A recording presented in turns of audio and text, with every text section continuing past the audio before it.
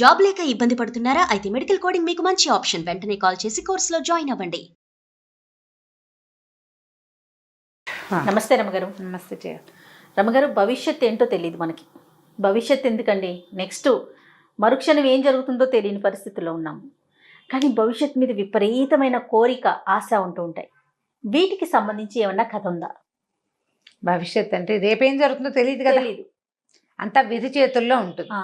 మనం రేపటికి ఎల్లుండి అవతలండి గోల్డ్ ప్లాన్ చేస్తాం. వచ్చే సంవత్సరం నెక్స్ట్ ఇయర్ 5 years ప్లాన్ కూడా చేస్తారు. చాలా మంది 5 years ప్లాన్ చేసుకుంటారు.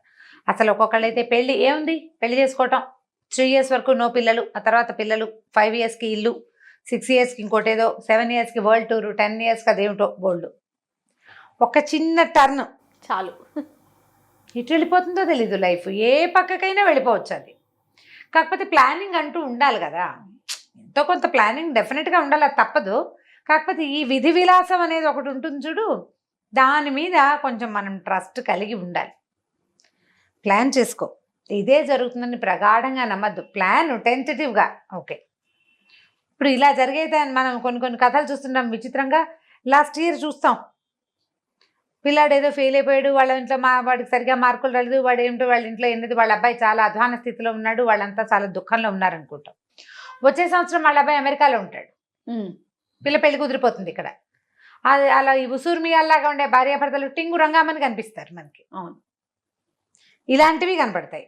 ఓ బ్రహ్మాండంగా వేయమని ఉన్నారు, ఎంత బాగుందో, సూపర్, వాళ్ళ అబ్బాయి భలే చదువుకున్నాడు, బ్రహ్మాండంగా వాడికి IAS వచ్చేస్తుంది, దామ్ డేమ్ డిస్క్ అనుకుంటాం. ఏమి ఉండదు అక్కడ. చివరికి ఏమవుతుంది, అసలు IAS ఏమిటో IPS అయిపోతాడు అనుకున్న పిల్లాడు మామూలుగా ఏదో మామూలు ఉద్యోగంలో 25,000 రూపాయల ఉద్యోగంలో చేరిపోతాడు. వీళ్ళకి బోల్డ్ డబ్బులు ఉన్నాయి, బోల్డ్ అది ఉంది ఇది ఉంది అని అనుకుంటే సడన్గా భార్య భర్త నీకు నాకు పడదు రామ్ రామ్ అని చెరో పక్కకి వెళ్ళిపోయిన వాళ్ళు కనిపిస్తారు. చెప్పలేకపోతాం. మనం ఒకటి అనుకుంటాం, పైవాడు ఇంకోటి అనుకుంటుంటాడు, ఏదో ప్లానింగ్స్ చేస్తూ ఉంటాం. అవును. అయితే ఇలా విధి విలాసాల మీద ఒక కథ ఉంది, చెప్దాం. ఓకే. సముద్రశూరుడి కథ. సముద్ర సూర్యుడు పేరు చాలా బాగుందండి. బలశాలి అన్నమాట వాడు. సముద్రం మీద బలశాల అలా చెప్పడానికి వీల్లేదు. ఒక పూర్వం ఒక ఏమనాలి, ఏదో ఒక ఊరు, ఒక రాజుగారు ఉన్న ఊళ్ళో సముద్రశూరుడు అనే ఒక అబ్బాయి ఒక వ్యాపారస్తుల ఇంట్లో పిల్లవాడు.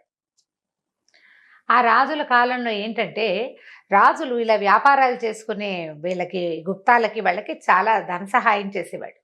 వాళ్ళు ఏం చేసేవాళ్ళు, ఈ ఊళ్ళల్లో బాగా విరివిగా తయారయ్యే వస్తువుల్ని పడవల మీద ఓడల మీద వేసుకుని సముద్రం మీద వేరే దీవులకి వేరే రాజ్యాలకి వెళ్ళిపోయి అక్కడ ఇదంతా బోర్లేసి అక్కడ విరివిగా దొరికే వస్తువుని మళ్ళీ నింపుకుని తెచ్చేవాళ్ళు. మనకి ఇక్కడ పావలాకి అద్దకి దొరికేది అది 25-30 అమ్ముతుంది ఆ ఊళ్ళో. బిజినెస్ ఆ 25-30 కూడా హోల్సేల్ మీద, రీటైల్లో వాడు 100లో అమ్ముకుంటాడు. అవునండి. ఇప్పుడు మనకు జరిగేదే. అప్పట్లో ఇలా సముద్ర వ్యాపారాలు నడిచేవి. ఈ సముద్రశూరుడి ఆ తండ్రి కూడా ఇలాగే బిజినెస్ చేసేవాడు.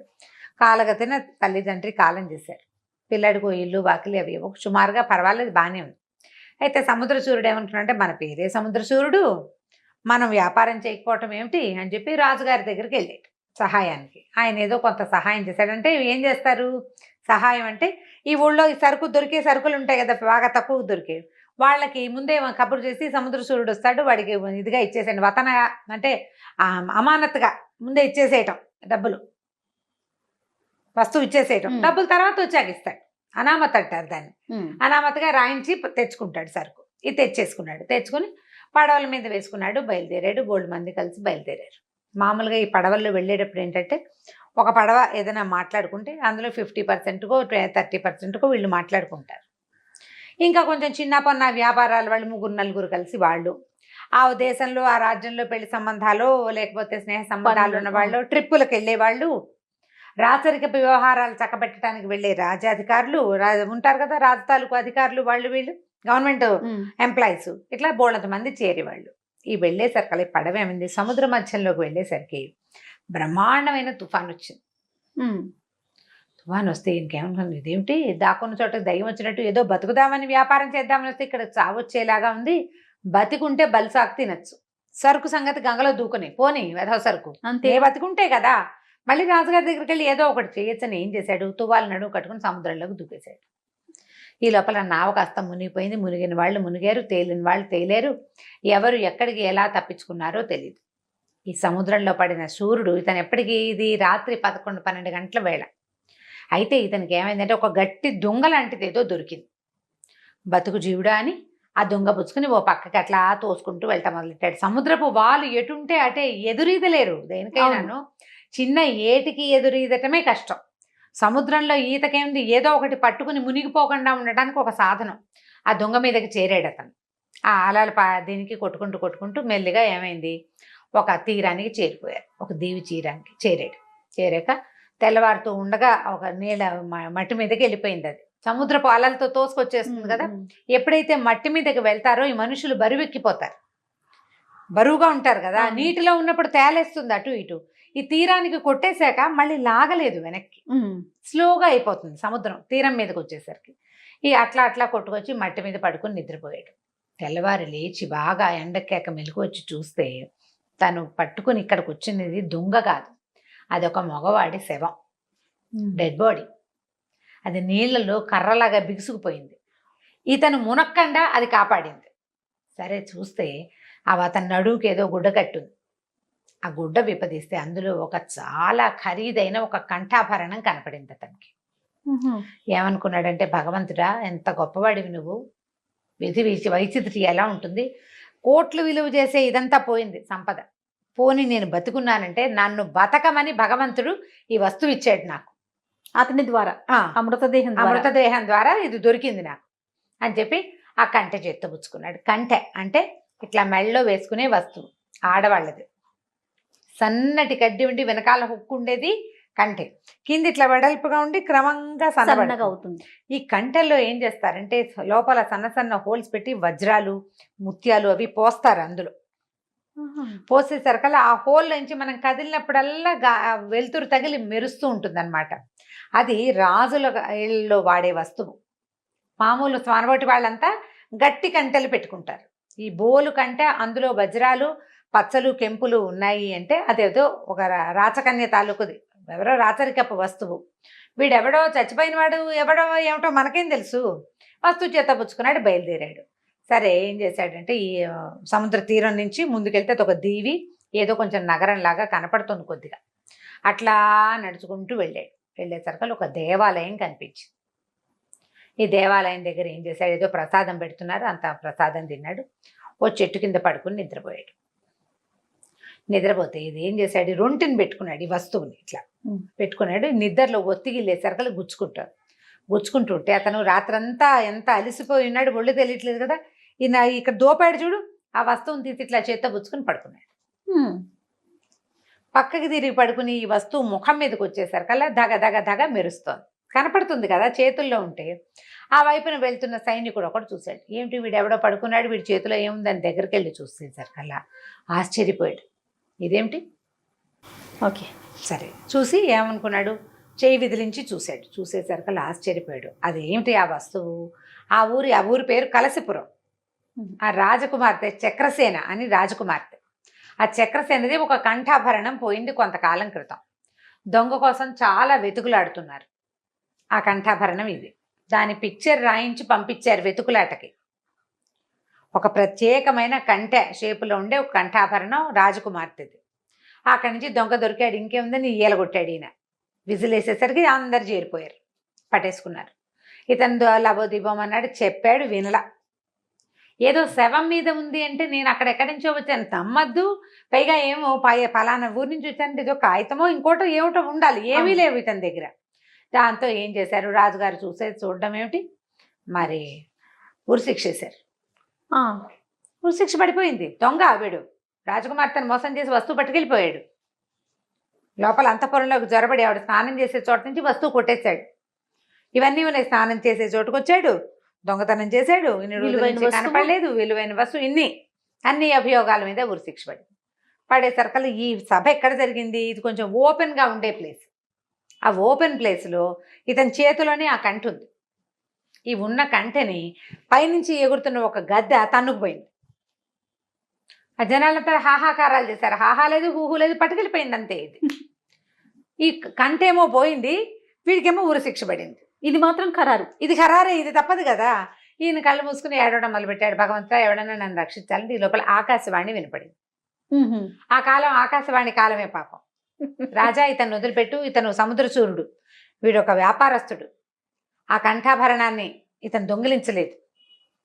కంఠాభరణాన్ని దొంగిలించిన దొంగ మీ భట్లకి భయపడి సముద్రంలో పడ్డాడు. అతని ద్వారా ఇతను దొరికింది, ఇతను నిజమే చెప్తున్నాడు అని. దాంతో రాజుగారు అయ్యయ్యో అనుకుని వస్తువు ఎలాగూ పోయింది, వీడెవడో నిరపరాధికి శిక్ష ఏంటని శిక్ష ఆపిచ్చారు. లోపల తీసుకుపోయారు. ఓ పూట 2 పూటలు అతను పడుకోవడానికి అలసట తీరేదాకా ఉంచి బోల్డ్ ధనం ఇచ్చి, అనవసరంగా నీకు ఉరి శిక్ష పడి ఇంత మనస్తాపం సంభవించింది, నువ్వు మీ ఊరు వెళ్ళిపోమని మళ్ళీ డబ్బులు ఇచ్చారు. ఇచ్చేసరికల్లా సరే ఏమనుకున్నాడు, అమ్మయ్య విధి నన్ను కరుణించింది, ఓసారి సముద్రంలో పడ్డా, అవును, కంఠాభరణం దొరికింది, దానివల్ల జైల్లో పడబోయా, ఉరిశిక్ష పడబోయింది, మళ్ళీ డబ్బులు దొరికినాయి అని అనుకుని సంతోషించాడు. సముద్రం పడవెక్కాడు సముద్రంలో. సరే ఆ దాటాక సముద్రం నుంచి బయటికి వచ్చాక అంటే ఏమనాలి, నౌకాశ్రయం చేరిన తర్వాత అక్కడి నుంచి వీళ్ళు ఊరు వెళ్ళటానికి బాగా సమయం పడుతుంది. పూర్వం అంటే రాజుగారి వల్ల సులువుగా ఎక్కేసాడు అతని పడవ. ఇప్పుడు అంత ఏమీ అవకాశం లేదు కదా. ఏం చేశాడు, రాజుగారి ఇచ్చిన డబ్బు దశకం అన్ని సంచులు కట్టుకున్నాడు. ఓడలో నుంచి దిగిన తర్వాత వీళ్ళ ఊరు వైపు వెళ్తున్న ఒక గుంపుని పట్టుకున్నాడు. ఆ గుంపుతో కలిసి వాళ్ళకు వ్యాపారస్తుల పిండు అనమాట, దాన్ని పిండి అని అంటారు. ఈ పిండితో కలిసి బయలుదేరేసరికల్లా ఈ దారిలో ఏమైంది, అడవిలోకి వచ్చాక ఆ దోపిడీ దొంగలు పడ్డారు వీళ్ళ మీద. వ్యాపారస్తుల దగ్గర ఓ 30-40 గుర్రాలు ఉన్నాయి, ఓ 25-30 గాడిదలు ఉన్నాయి, ఒక 1/2 ఏమో ఎడ్ల బళ్ళు ఉన్నాయి, ఇవన్నీ ఉన్నాయి, రథాలు అవి ఉన్నాయి. వీళ్ళ మీద ఆ దోపిడీ గాళ్ళు వచ్చి పడ్డారు. పడేసరికల్లా వీళ్ళు ఏం చేశారు, కాకా వికలయ్యా వారి దారిని వాళ్ళు పరిగెత్తారు. ఈయనేమనుకున్నాడు, ఇదేమిటి మళ్ళీ వచ్చింది నా నెత్తి మీదకి అని చెప్పి, ఇక రాజుగారు ఇచ్చిన డబ్బొద్దు ఏమొద్దు, ఎట్లా కొట్లా బతికుండి ఊరు చేరితే చాలని తను ఎక్కిన గుర్రానికి అటు ఇటుగా వెళ్ళాడేసిన బంగారపు సామాన్లన్నీ వదిలిపెట్టి, వాళ్ళకి రాజుగారు ఇచ్చిన బంగారు నాణ్యాలన్నీ వదిలిపెట్టేసి కాలి కొద్దీ పరిగెత్తాడు. పరిగెత్తి చివరికి ఒక వెలగ చెట్టు కిందకి చేరాడు. ఇక నీరసం వచ్చింది. ఆ దొంగలు ఆ ఉన్నవాళ్ళని వ్యాపారస్తుల పిండుని చంపేశారో లేకపోయారో పట్టుకుపోయారో ఏమీ తెలియదు ఈయనకి. వాళ్ళతో మనకు సంబంధం ఏం లేదు, వాళ్ళతో కలిసి వస్తున్నాం, వాళ్ళని రక్షించడానికి పూనుకుంటే ముందు నేను పోతా. మొదటిది నా డబ్బు అని డబ్బు వెంబడికి వస్తే డబ్బు పుచ్చుకొచ్చాడు అనుకో, మూటలు చేత్తో పుచ్చుకున్నాడు అనుకో, పరిగెత్తలేకపోతాడు కదా, బరువు ఏ బరువు లేదు కాబట్టి ఈజీగా పరిగెత్తేశాడు, దొరకకుండా ఉన్నాడు. ఈ దారి దోపిడీ దొంగలు ఏంటంటే డబ్బులు దొరికినవి లాక్కోగా మనుషుల్ని చంపేస్తారు వాళ్ళు సాక్ష్యం చెప్పకుండా. ఆ చావు తప్పించుకున్నానని చెట్టు కిందకు వచ్చేసాడు.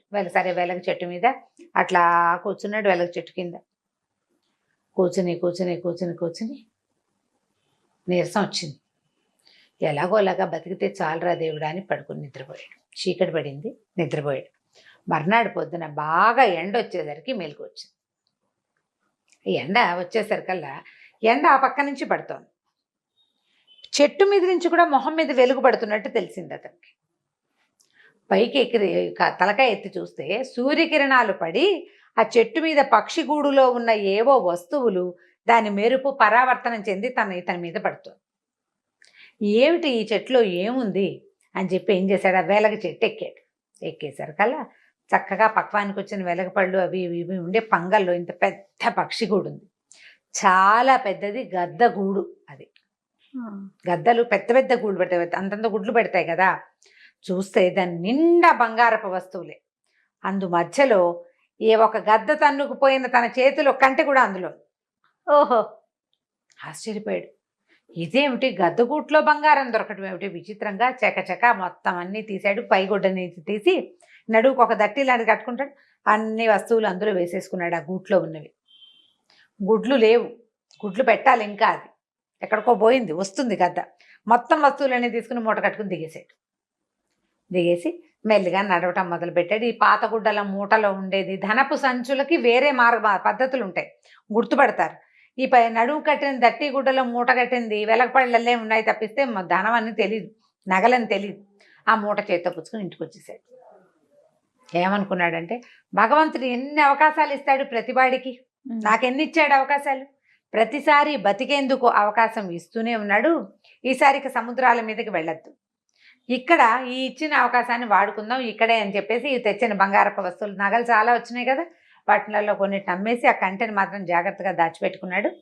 మిగిలిన చిన్న పొన్న వస్తువులన్నీ అమ్మేసేసి మళ్ళీ ఇక్కడ చిన్న వ్యాపారం మొదలుపెట్టి రాజుగారి దగ్గర నుంచి అనామతిగా సామాన్లు తెచ్చుకున్నాడుగా, వాళ్ళ అప్పులు తీర్చేసి హాయిగా పెళ్లి చేసుకున్నాడు, పిల్లల్ని కన్నాడు, ఇదే ఊళ్ళో ఉండిపోయాడు. ఇక తనకు సముద్రం కలిసి రాదనుకున్నాడు. అది వచ్చిరాదు, అయినా కూడా ప్రతిసారి బతికించాడు. ఇంకెన్నిసార్లు ఇస్తాడు అవకాశం? అంతేగా.